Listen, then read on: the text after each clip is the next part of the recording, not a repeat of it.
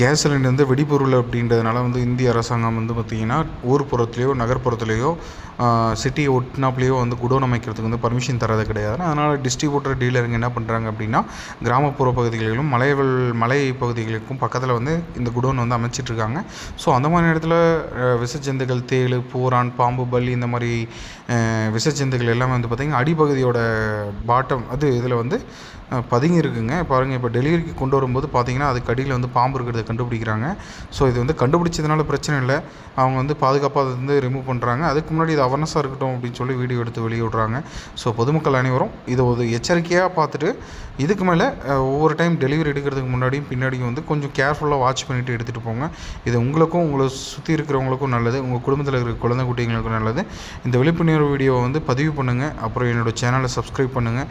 நன்றி, வணக்கம். Thank you.